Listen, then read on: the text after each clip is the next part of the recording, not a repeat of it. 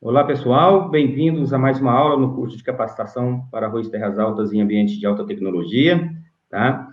Hoje nós vamos falar sobre uma aula muito importante para o curso, que é a demanda hídrica da cultura do arroz terras altas e suplementação em períodos críticos, né? Hoje nós temos um convidado especial, né? Essa aula é relativa ao módulo 4, ela está meio atrasada, está fora dos módulos, né, na sequência, mas ela será apresentada hoje, tá? É dentro do módulo de manejo da cultura, exigências fisiológicas e climáticas.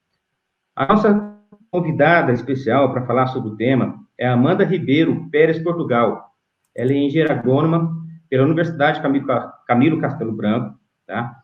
Possui mestrado e doutorado em sistemas de produção pelo Unesp, no campus de Ilha Solteira. Tem uma equipe muito bem capacitada lá, que trabalha nessa área. E ela trabalhou nesse tema durante o mestrado e doutorado, desenvolvendo pesquisas com irrigação suplementar por aspersão, e também elaborou a tese de doutorado dela com irrigação suplementar por aspersão na cultura do arroz de terras altas. Então, veja que é uma pessoa gabaritada para falar sobre o assunto, né? Um assunto extremamente importante, principalmente nesses novos ambientes que vamos inserir, né? Que o arroz pode ser inserido no sistema, principalmente com irrigação suplementar em áreas de pivô central ou áreas irrigadas. Amanda, mais uma vez, muito obrigado pela sua participação, tá? Você terá entre 40 e 50 minutos para fazer sua explanação, e lembrando que as dúvidas serão postadas no chat e serão respondidas no momento oportuno, tá? Muito obrigado e boa apresentação para você. Obrigada. Eu que agradeço a oportunidade de estar aqui para falar um pouquinho sobre esse tema tão importante na cultura do arroz de terras altas. Eu tenho um pouco, né, de experiência na irrigação por aspersão do arroz de terras altas, que eu considero que vai agregar muito para vocês durante esse aprendizado nessa cultura de grande importância. Então, o título é Demanda Hídrica da cultura do arroz de terras altas e suplementação em períodos críticos.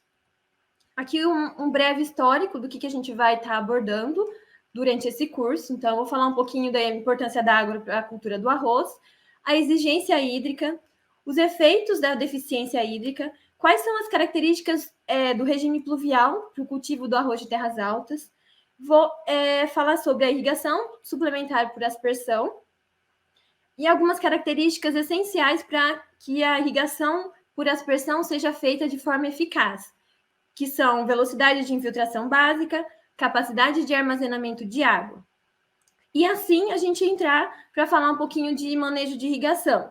Eu elenquei 3 métodos para a gente abordar sobre esse manejo de irrigação. Então, método tanque classe A, estação meteorológica e também o tensiômetro. E por último, eu irei abordar sobre a importância da uniformidade de distribuição de água dos sistemas de irrigação por aspersão, com enfoque no pivô central.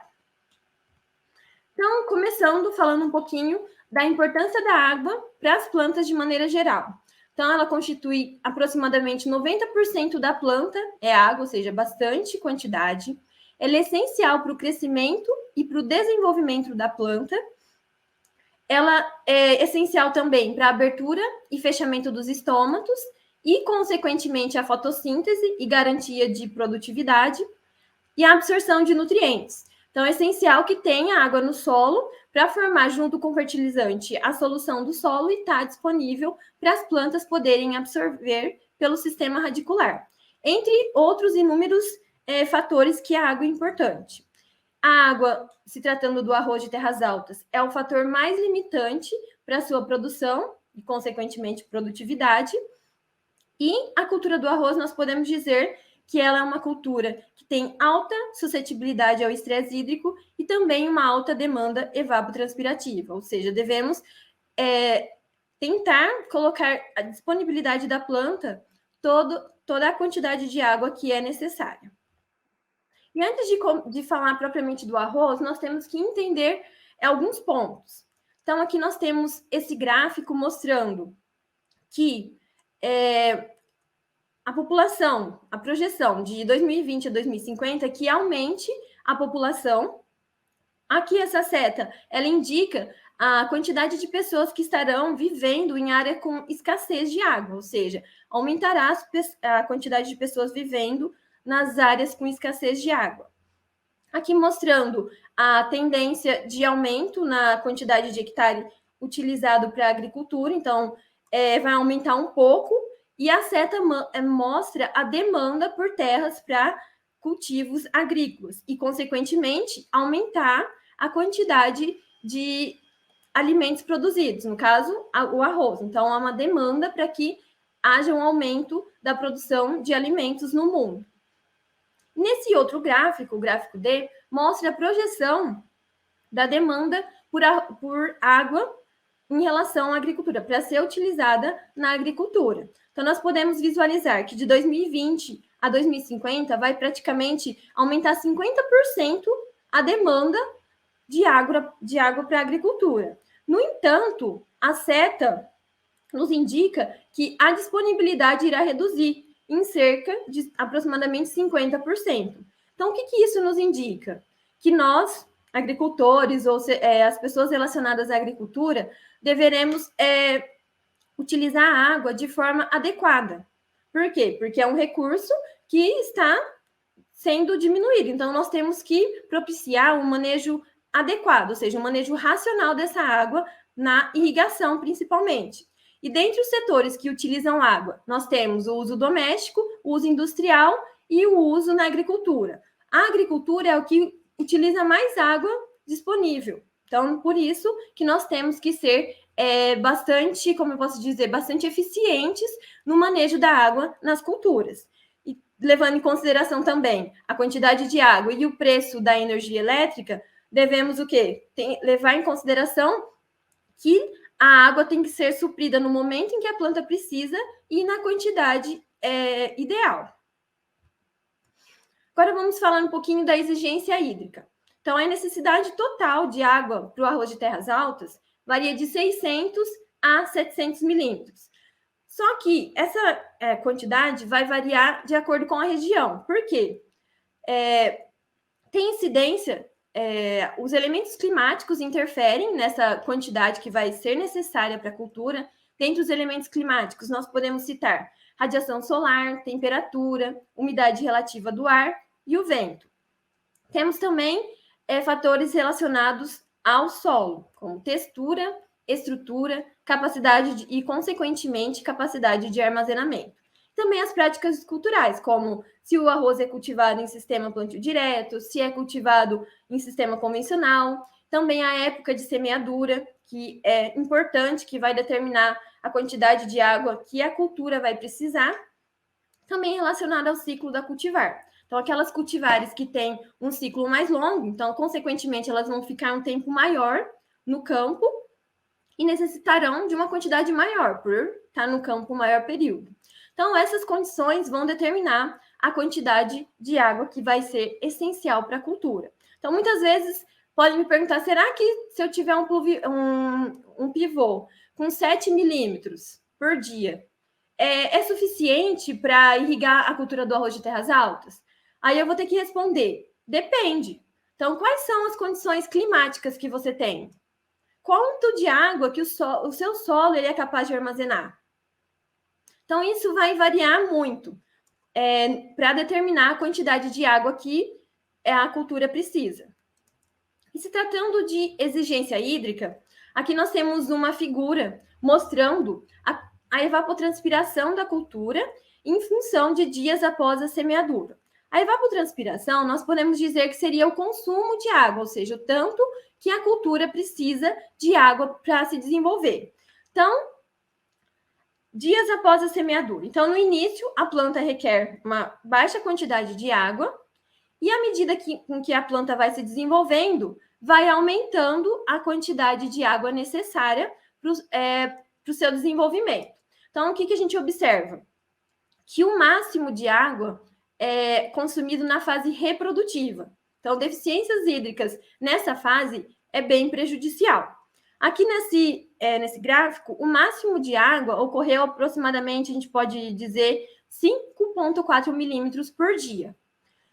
E esse máximo coincide com uma semana antes do florescimento. Então, também, dentro da fase reprodutiva, uma semana antes é o período, uma semana antes do florescimento, é o período em que a cultura necessita de uma maior quantidade de água. Então, aqui eu posso saber qual que é a evapotranspiração máxima da minha cultura, que eu vou levar em consideração para calcular o turno de rega. Então, vamos supor que eu tenho um pivô central, que a lâmina bruta dele seja 7 milímetros. Vai ser suficiente?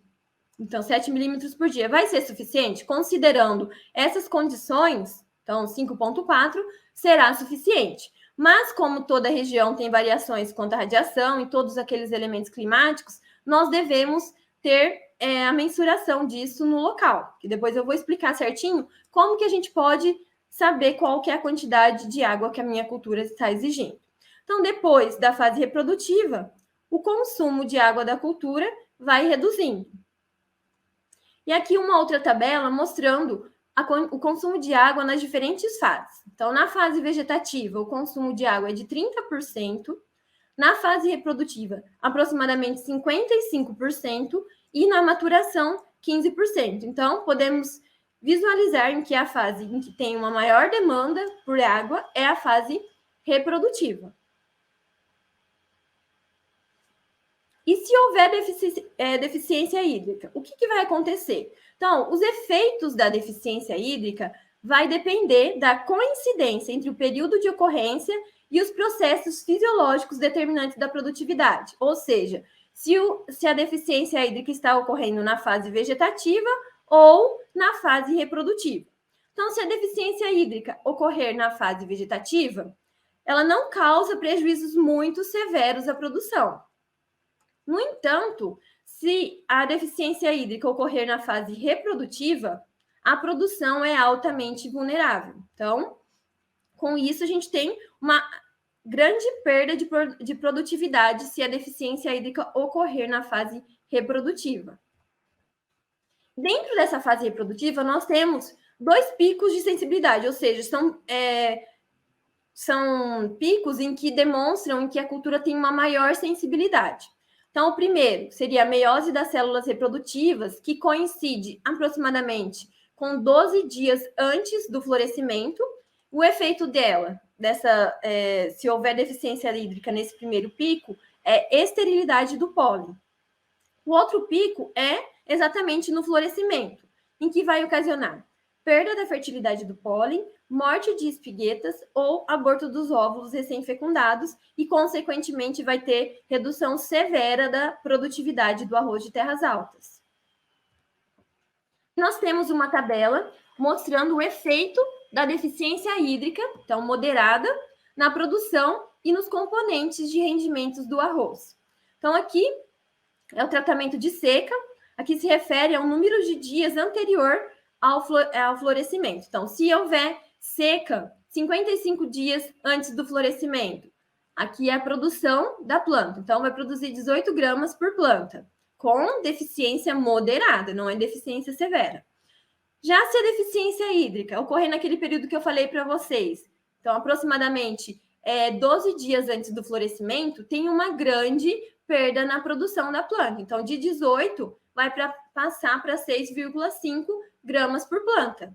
E a outra fase, que é bem próximo do florescimento, também vai ter uma redução bem grande da produção da planta, ocasionada principalmente pelo aumento da esterilidade de espiguetas. Então, vai ter uma esterilidade de espiguetas de 62%, se a deficiência hídrica ocorrer 11 dias antes do florescimento, ou uma esterilidade de 59% se a deficiência hídrica ocorrer 3 dias antes do florescimento. Então, se a gente tiver que escolher, devemos irrigar principalmente na época do florescimento, no período de florescimento. Então, 12 dias até o florescimento é a época que o arroz tem uma maior sensibilidade à deficiência hídrica, ou seja, ela é o período crítico para o arroz de terras altas. Aqui são fotos do meu experimento da tese de doutorado, em que nós tivemos exatamente essas duas condições. Aqui na figura de cima, nós tivemos deficiência hídrica, então ficou 16 dias sem chover, e essa deficiência hídrica ocorreu onde? Na fase reprodutiva. Então, aqui nós temos as plantas estão murchas, com as pontas secas, e ocorreu na fase reprodutiva. Já no segundo ano de cultivo do meu experimento, nós também tivemos um período de seca de 14 dias e que ocorreu na fase vegetativa. Então, aqui também a gente pode visualizar que foi uma seca bem intensa. Nós, no primeiro ano, que ocorreu na fase reprodutiva, nós achávamos que não ia produzir nada, mas produziu. Aqui nós temos os valores de produtividade. Produziu, esse cultivar, se eu não me engano, ele é o BRS Esmeralda, ele tem um potencial produtivo de 7 mil quilos. Então, na região de Selvíria, Mato Grosso do Sul, então aqui, o primeiro gráfico, na safra de 2013-14, foi quando ocorreu a deficiência hídrica no estádio reprodutivo. Então, nas condições de sequeiro, produziu apenas 681 quilos por hectare. Em relação à lâmina que nós irrigamos adequadamente, teve uma redução de 65% na produtividade.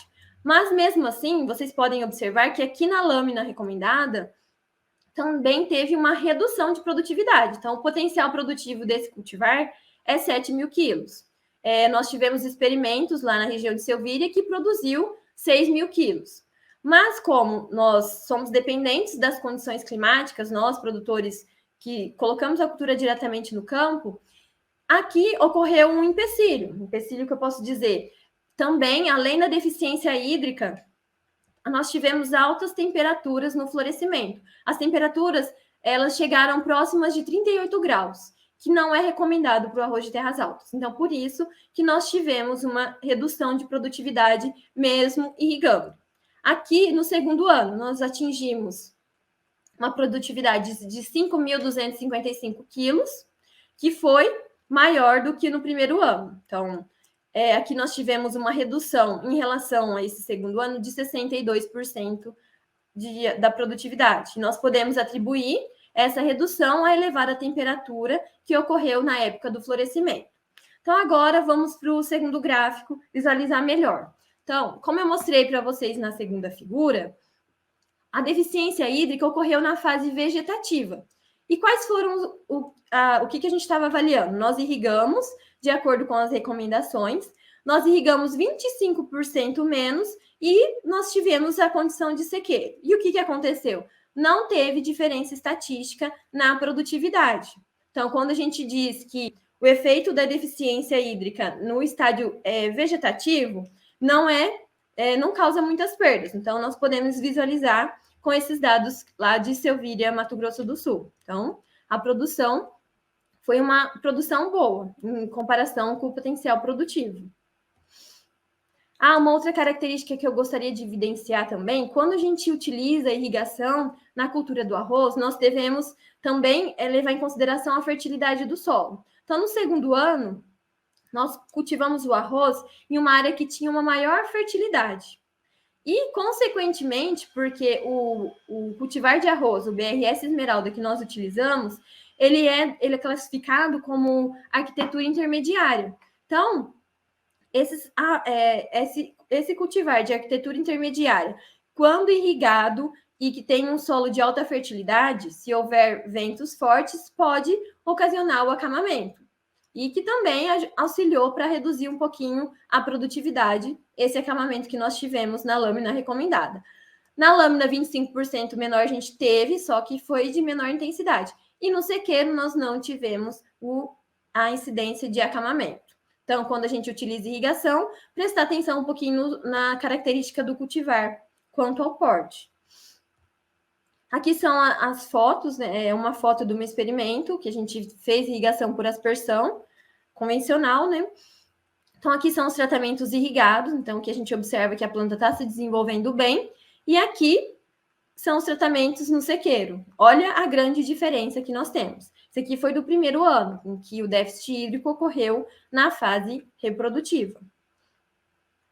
Então, e nós temos os sintomas clássicos, né? Enrolamento das folhas, as bordas das folhas também se tornam secas. E os efeitos da deficiência hídrica? Então, só para a gente ter conhecimento. Enrolamento das folhas, então, para saber se a cultura está com deficiência hídrica ou não. Enrolamento das folhas na maior parte do dia, com progressão para amarelecimento, redução na altura das plantas, então as plantas ficam menores, e, consequentemente, a massa das plantas, nós tivemos essa diferença, redução da área foliar e produção de biomassa, redução do perfilhamento, então aqui a gente pode ver que tem um menor perfilhamento, atraso no desenvolvimento reprodutivo, que é um ponto importante, que é diferente de outras culturas, por exemplo, na cultura do feijão. Quando tem deficiência hídrica, encurta o ciclo. Já no arroz de terras altas é o contrário. Quando tem deficiência hídrica, há um prolongamento desse ciclo. Ou seja, aqui, aumento do ciclo, panículas mal expostas, dessecamento parcial ou total das espiguetas, alta esterilidade de espiguetas e, consequentemente, reduz a produtividade. No entanto, essa redução depende do estágio de crescimento, da severidade e também da duração dessa deficiência hídrica. Uma outra característica, quanto à deficiência hídrica, é as características da região, quanto ao regime pluvial. Então, essas características são traduzidas em quantidade e distribuição.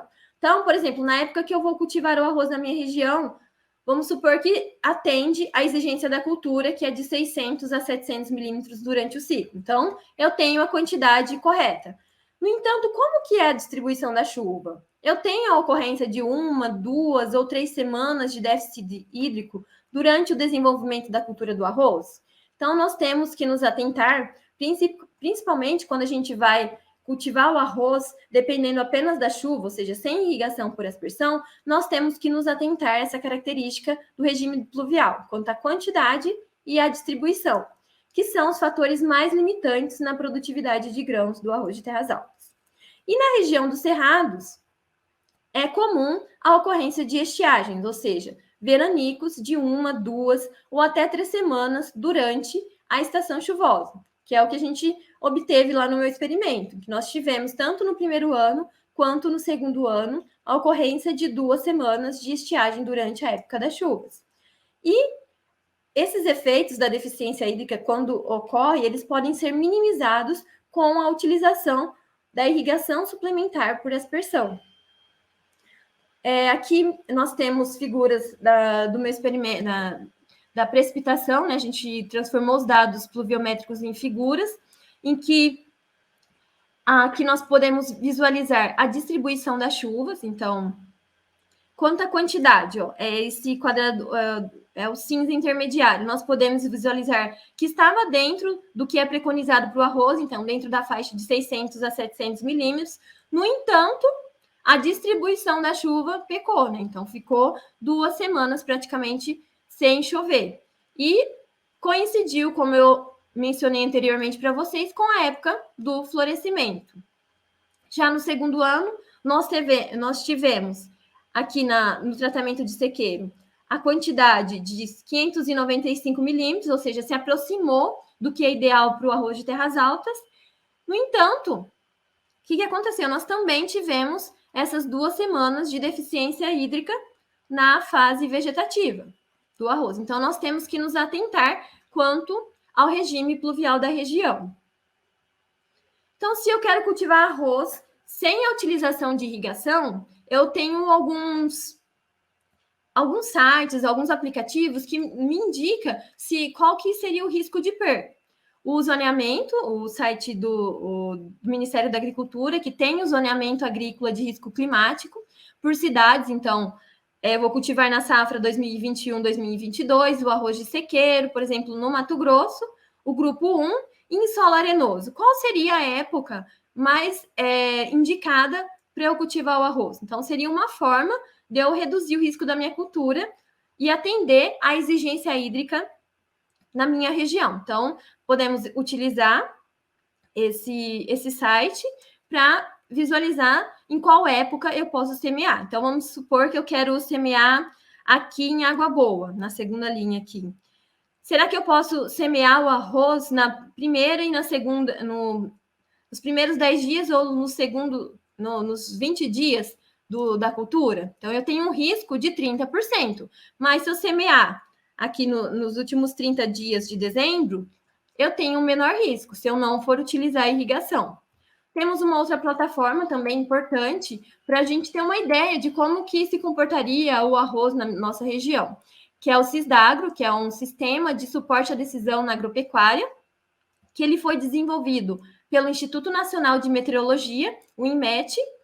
E o que a gente tem aqui? Então, aqui a gente coloca os dados, por exemplo, eu posso fazer uma estimativa com base no ano anterior. Então, aqui eu coloquei que a emergência do arroz foi dia 10/1 de 2021. Então, como se comportou a cultura no ano de 2021? Então, arroz de sequeiro, eu escolhi a região de Itiquira, Mato Grosso, um solo arenoso com uma CAD final de 20 milímetros. Então, o que aconteceria se eu semeasse o arroz nessas condições?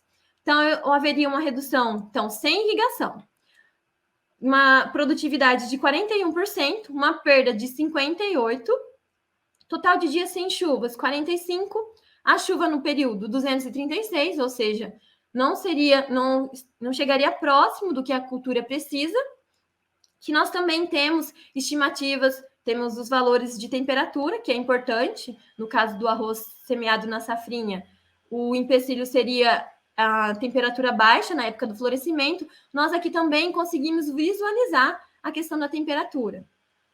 E um elemento importante para irrigação é a evapotranspiração de referência. Então, ela fornece como que foi a evapotranspiração de referência durante o cultivo nessa época. Então, que a emergência ocorreu no dia 10/1 da minha região. Então, eu tenho essa ferramenta de suporte para me auxiliar nas tomadas de decisão, se eu for cultivar no sequeiro, principalmente. Já se aqui, por exemplo, dependendo dessas condições, a gente viu que a chuva não é adequada, mas eu vou semear e eu tenho a irrigação por aspersão, então eu vou utilizar essa irrigação de forma suplementar, ou seja, quando a quantidade de chuva não for suficiente para garantir o bom desenvolvimento da cultura. Então, quando faltar chuva, eu utilizo a irrigação, que tem várias vantagens de se utilizar a irrigação suplementar por aspersão. Ela contribui para a estabilidade da produção, propicia maiores produtividades, melhor qualidade do produto final, além de utilizar a irrigação para as outras culturas nas safras subsequentes. E, além disso, a gente pode citar que possibilita a gente utilizar uma maior quantidade de insumos e, consequentemente, obter uma maior produtividade em função dessa tecnologia que a gente pode dizer, né? Aqui nós temos um trabalho, então eu decidi colocar só um trabalho para exemplificar a importância da irrigação suplementar por aspersão. Então, um trabalho desenvolvido por Crucial e colaboradores em 2012. Aqui nós temos 2 regimes de água. O primeiro é em sequeiro e o segundo é irrigação por aspersão. O que aconteceu em termos de produtividade? Então, aumentou. Então, quando utilizou a irrigação por aspersão, aumentou a produtividade em 54%. Então, saiu de 2.772 quilos por hectare para 4.279 quilos por hectare. Utilizando, o detalhe é que se utilizou para irrigação suplementar apenas 73,9 milímetros. No segundo ano, a tendência se repetiu. Então, utilizou apenas 100 milímetros de água para realizar a irrigação por aspersão e teve um acréscimo de 48,1% na produtividade. Então, o principal benefício é garantir a produtividade da cultura e todo o retorno dos nossos investimentos. E para a gente poder realizar a irrigação suplementar de forma adequada, é necessário que a gente tenha alguns parâmetros para a gente conseguir determinar a quantidade de água. Então, será que a melhor lâmina vai ser aquela em que, quando eu vou na área, a ponta da botina sai com barro?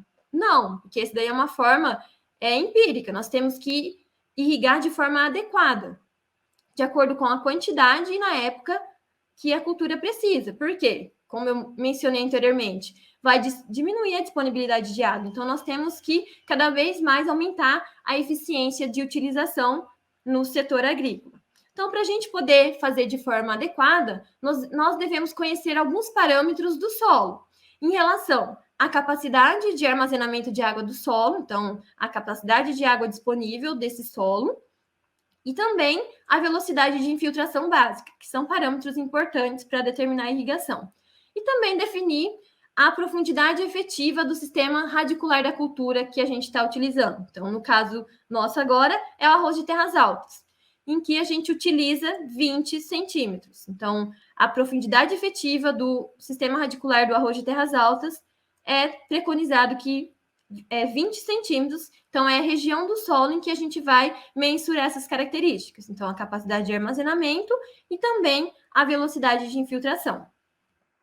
Então, nós temos, o ideal é que isso seja, essa análise seja coletada no solo da propriedade e seja levada para o laboratório para se determinar essa quantidade de água que o solo armazena. Então, aqui no caso do meu experimento, antes de executar, o que a gente fez? A gente analisou a camada de 0 a 10 e de 10 a 20, nós coletamos amostras indeformadas de solo por meio do anel volumétrico, levamos para o laboratório, em que a gente determinou pelo método da câmara de Richards a umidade que tem em diferentes tensões do solo, então qual que é a quantidade de água que tem nesse solo, quando ele é submetido a diferentes tensões. E com isso nós podemos, né, como que eu falo? A gente pode definir qual que é a quantidade de água armazenada nesse solo, que é a CAD. E considerando a cultura do arroz de terras altas, ela tem um limite crítico que pode utilizar dessa quantidade total que o solo armazena. Então, no arroz de terras altas, a gente pode utilizar apenas 40% da CAD, porque se passar disso, a planta começa a gastar energia para poder absorver água e pode reduzir a produtividade. Então, a gente tem os valores da CAD obtido no laboratório e a gente utiliza 40% da CAD. Um outro parâmetro que é essencial, né, para irrigar de forma adequada é definir a velocidade de infiltração básica, que é realizada por meio do infiltrômetro de anel. Então, nós temos esses 2 cilindros que são colocados no solo e, com isso, é determinado a velocidade de infiltração básica. E ele é essencial também para a indicação do aspersor. Então, qual que é o aspersor que eu vou utilizar? Depende da velocidade de infiltração básica. Porque vamos supor que o meu solo ele tenha uma velocidade de infiltração básica de 10 milímetros e eu utilizo um aspersor de 14 milímetros. O que vai ocorrer? Vai ocorrer que a água vai ficar sobre o solo e, dependendo da topografia, pode ocorrer escoamento superficial, ou seja, embora eu coloque a lâmina de 14 milímetros, o que o solo vai ter disponível para a planta não é isso. Então, eu vou estar perdendo água. Então, são 2 características importantes de ser mensuradas na área do produtor. Nós temos alguns valores de VIB, né? Então, a gente pode definir como VIB, dependendo da textura do solo. Então, para solos arenosos, a VIB pode variar de 25 a 250 milímetros por hora. Na textura franco-arenosa, de 13 a 76 milímetros por hora. Na textura franco-arenosa argilosa, de 5 a 20 milímetros por hora. E na textura franco-argilosa, de 2,5 a 15 milímetros por hora.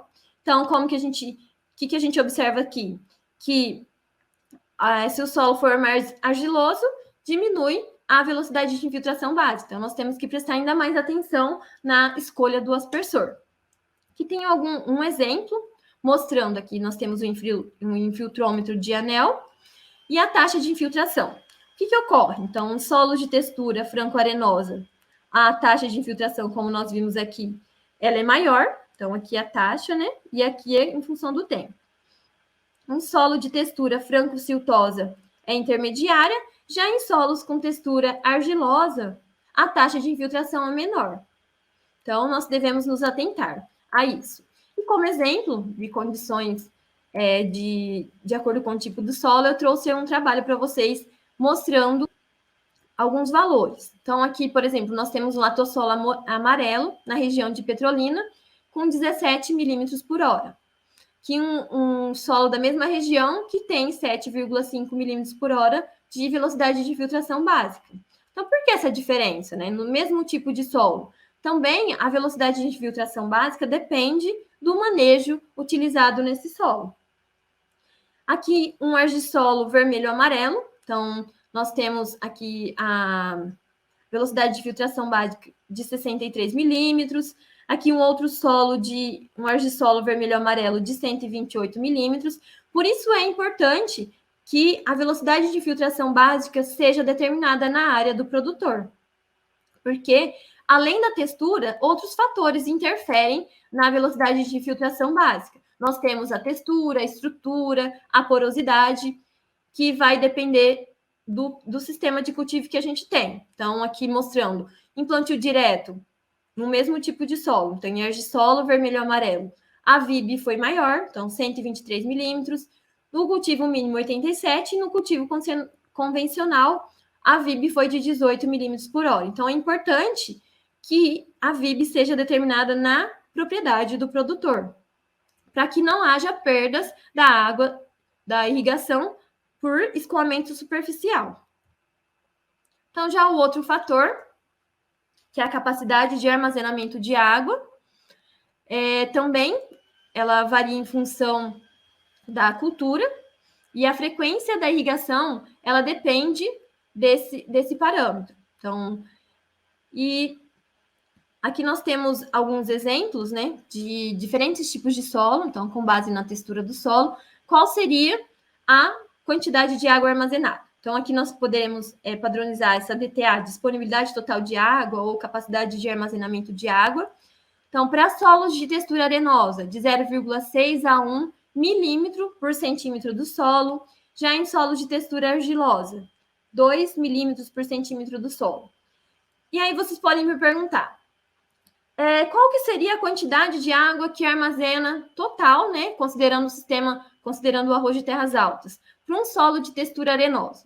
Então, a água disponível para a cultura do arroz é calculada. Então, a disponibilidade total, ou a CAD, né, multiplicada pela profundidade do sistema radicular da cultura, que no caso do arroz, como a gente viu anteriormente, é 20 centímetros, e multiplicada pelo fator de disponibilidade, que, como eu falei anteriormente para vocês, a gente pode utilizar 40% da CAD, que em decimal 0,4. Então, pegando esses valores e fazendo essa multiplicação, então nós temos de água disponível, de acordo com o tipo de solo, então textura arenosa de 4,8 a 8 milímetros, franco-arenosa nós temos de 7,2 a 12 milímetros, já argilosa tem uma maior água disponível para a planta, de 16 a 20 milímetros disponível, que vai definir principalmente o meu turno de rega. Então, vou poder, quanto que o meu solo armazena? Meu solo é arenoso, ele armazena 7 milímetros de água para o arroz de terras altas. Qual que vai ser a minha lâmina? De 7 milímetros, porque é o tanto que o solo suporta. Se eu irrigar mais, não vai estar disponível para o arroz. Aqui também temos outro exemplo, também quanto ao tipo de textura do solo, que mais um outro exemplo mostrando que em solos de textura argilosa, a disponibilidade de água é maior em relação à textura arenosa. E nesse trabalho, ele mostra a capacidade de armazenamento de água quanto a diferentes manejos. Vamos pegar aqui o argissolo vermelho e amarelo. Aqui é um fragmento de mata, ele armazena muito mais água do que um solo, nesse solo aqui com P, ele é um solo de pastagem, ou seja, ele está na camada de 0 a 10, ele armazena 9,77 milímetros, em comparação com um fragmento de mata quase 12 milímetros. Então, dependendo do manejo, também vai variar a quantidade de água que o meu solo armazena e vai tornar disponível para as plantas. Então, de posse desses dois dados, da VIB e também a quantidade de água que o meu solo armazena, eu consigo fazer um manejo da irrigação. Que o manejo da irrigação visa o quê? Definir quando e quanto irrigar. Que isso vai variar de acordo com o tipo de solo, então qual que é a quantidade de água que meu solo armazena, das condições climáticas da região. Então, minha cultura vai perder mais ou menos água, dependendo das condições climáticas. Do sistema de irrigação que eu tenho, então, qual que é a eficiência desse sistema? Então, sistema pivô central. O ideal é que seja uma eficiência acima de 85%. E a minha cultura. Então, será que é a mesma quantidade de água que eu vou aplicar quando a cultura está na fase vegetativa e na fase reprodutiva? Não. Então, a quantidade de água vai variar de acordo com o estágio de desenvolvimento da cultura. E para a gente poder manejar a irrigação, aqui eu tenho 3 formas que a gente pode utilizar. Então, tem o tanque classe a estação meteorológica, que já nos fornece um dado mais pronto, né, já de prontidão, e também nós temos um método de tensiômetro. O tanque classe A. Então, o tanque classe A, a irrigação ela é realizada quando a evapotranspiração da cultura ela atinge a água disponível do solo. Então, eu já mensurei anteriormente a capacidade de armazenamento do solo, sei a quantidade de água disponível, então eu vou irrigar quando a água consumir, então a soma, vamos supor que no dia ela consumiu 4 milímetros, no outro 3.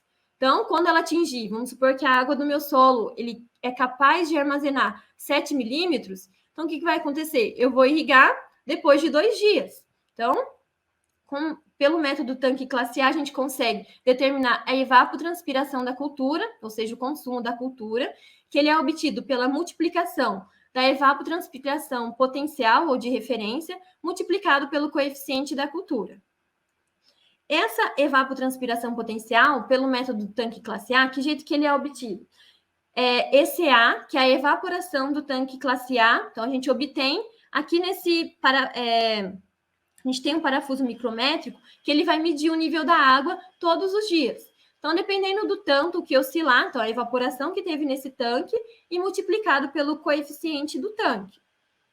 Então, aqui nós temos uma tabela mostrando o coeficiente do tanque, que vai variar de acordo com a velocidade do vento, também a umidade relativa do ar, também a posição do tanque, se ele é circundado por grama ou não. Então, a gente observa aqui qual é o coeficiente que nós vamos utilizar. Então, vamos supor que a gente tem uma água disponível, que o solo é capaz de armazenar para o arroz 7 milímetros, e eu tenho uma eficiência do meu pivô de 90%, então a irrigação total necessária vai ser uma lâmina de 8,75 milímetros. E o turno de rega? Então, o turno de rega ele é definido com a água disponível do solo dividido pela evapotranspiração da cultura máxima. Vamos supor que na época do florescimento, que tem a maior exigência, seja de 7 milímetros. Então, o meu turno de rega vai ser de 1 dia. Então, isso tudo depende do solo e também das condições climáticas que eu tenho. E aqui, o valor de KC. Então, o valor de KC que a gente vai multiplicar para obter a quantidade de água que a cultura necessita. Então, nós temos diferentes KC para diferentes períodos. Então, no período 1, 0,4. No período 2, 0,7, no 3, 1, no período 4, 1,30, ou seja, aqui mostra a época, né? Então, o E é a emergência, então, no período 1, é 30 da emergência até 30 dias antes do florescimento, e assim por diante. E o KC máximo de 1,30, que ocorre na fase de 3 dias antes do florescimento até 11 dias antes do florescimento. Então, nós temos que irrigar utilizando esse KC. Então, por isso que é importante nós termos esses valores de KC. Nós temos como exemplo. Então, vamos supor que a evapotranspiração, que eu calculei pelo método tanque classe A, foi a potencial de 5,54. O KC, vamos supor que ele está no início da fase reprodutiva, 0,7. O total, 3,88. Não choveu, então a quantidade que acumulou foi de 3,88, o tanto que a cultura consumiu.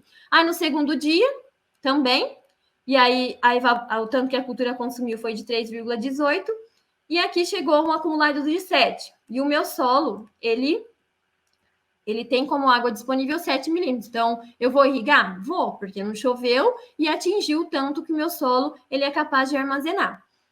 Aí, aqui um outro exemplo, considerando na fase, no florescimento, na fase de maior demanda, um KC de 1,3, com a evapotranspiração obtida no tanque de 5,5, chegou a um consumo de 7,15. Eu preciso irrigar? Sim, então por quê? Porque chegou no limite do meu solo que ele tem disponível para a planta. Então aqui a gente observa que quando tiver no florescimento da cultura do arroz, nós devemos irrigar praticamente todos os dias, considerando um solo arenoso com uma água disponível de 7 milímetros.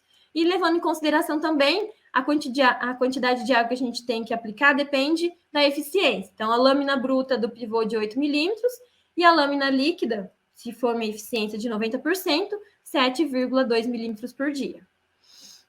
Um outro método é a estação meteorológica. Então, algumas propriedades já têm estação meteorológica que já fornece esse dado da evapotranspiração de referência diretamente. Então, é só eu pegar esse dado, multiplicar observar a fase que a cultura está no campo, ver qual que é o KC correspondente e ver a quantidade de água que a cultura consumiu.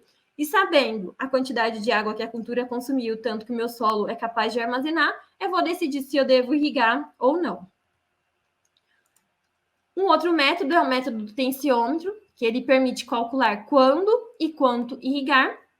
Para isso, nós precisamos do tensiômetro e também da curva de retenção de água do solo, aquela que a gente viu anteriormente, que tem que coletar amostras indeformadas do solo, levar para o laboratório e, consequentemente, definir a quantidade de água que tem em diferentes tensões. Então, de posse dessa curva, a gente consegue manejar a irrigação utilizando um tensiômetro. Então, para a gente definir como que deve ser feito? Nós devemos instalar por ponto um tensiômetro a 15 centímetros de profundidade, que seria o tensiômetro de decisão, e o outro tensiômetro a 30 centímetros de profundidade, que seria o tensiômetro de controle. Então, isso daqui vai nos definir quando irrigar, e esse daqui, o de 30 centímetros, vai nos definir se a irrigação está sendo bem feita. E onde eles devem instalar? Eles devem ser instalados, então, num raio, né, do pivô, então, num raio dessa área, na distância equivalente 4 décimos, depois 7 décimos e 9 décimos, uma bateria de dois tensiômetros deve ser instalada nesse raio do pivô. E quando que a gente vai irrigar? Quando a média da leitura nesses três locais, no tensiômetro que está instalado a 15 centímetros, ele tiver a 25 kPa. Então, a média dos valores que tem neles é 25 kPa, então eu devo irrigar. Mas e a quantidade? Então, a quantidade, tendo a curva de retenção de água. Então, a gente tem a umidade em diferentes tensões. Aqui é a umidade em relação ao peso. Então, eu tenho que obter a diferença que tem aqui num solo arenoso. A umidade que eu tenho a 10 kPa, menos a umidade que eu tenho a 25 kPa, dividido por 10, multiplicado pela densidade do solo, que é um parâmetro que vem junto com a análise da curva de retenção, e multiplicado pela a profundidade do sistema radicular, no caso do arroz. Essa metodologia foi definida por Stone e colaboradores, que é considerado a profundidade de 30 centímetros para utilizar o tensiômetro. Então, nesse caso, a gente teria que irrigar, quando chega a leitura do tensiômetro a 25 kPa, 12,7 milímetros. Levando em consideração que essa é a lâmina que tem que chegar ao solo, mas aí depende também da eficiência do meu sistema de irrigação. Então, considerando uma eficiência de 80%, então a minha lâmina a ser aplicada seria de 15,87 milímetros. Então, a gente sabendo como que a gente vai irrigar, nós também devemos saber se a irrigação está sendo bem executada. Então, para isso, um parâmetro importante para ser determinado quando a gente utiliza a irrigação é a uniformidade de distribuição. Esse parâmetro ele é usado para medir a variabilidade de água aplicada pelo método de irrigação. Ou seja, toda a minha área está sendo irrigada de forma adequada? Ela nos dá informação se o nosso sistema tem um bom funcionamento ou um bom desempenho. E ele também é um dos componentes para a determinação da eficiência do equipamento. Então, é essencial que todo ano seja feita uma manutenção do equipamento de irrigação, no caso do pivô central, utilizados no centro-oeste, e determinado alguns coeficientes, que é o coeficiente de uniformidade de Christians, que é definido como Cook, que é o principal, que é o mais avaliado. Nós temos também o outro, que é o coeficiente de uniformidade de distribuição, que é o CUD.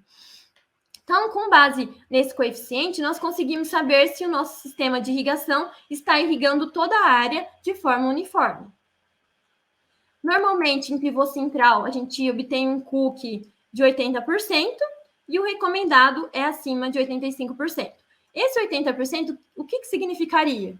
Então, significa que 80% da área está recebendo uma lâmina igual ou maior àquela preconizada.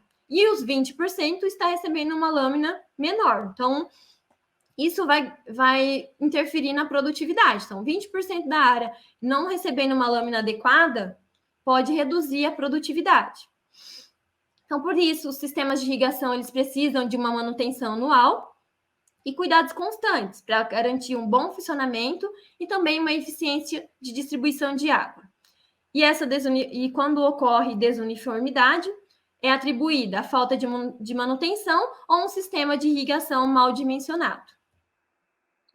Nessa figura está mostrando os emissores de um pivô central a diferentes alturas, que é um fator que causa também desuniformidade de aplicação de água e que vai onerar os custos de produção.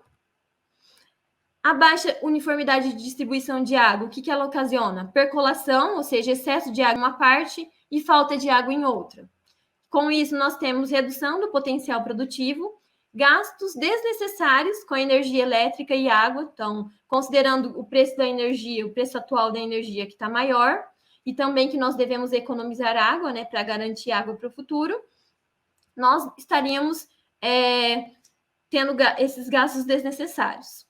Lixiviação também de fertilizantes, quando há um excesso de água, e pode contaminar o lençol freático. Então, eu estou adubando adequadamente, mas eu estou irrigando demais, não, a planta não está tendo acesso, ou seja, está indo embora o fertilizante que eu estou aplicando.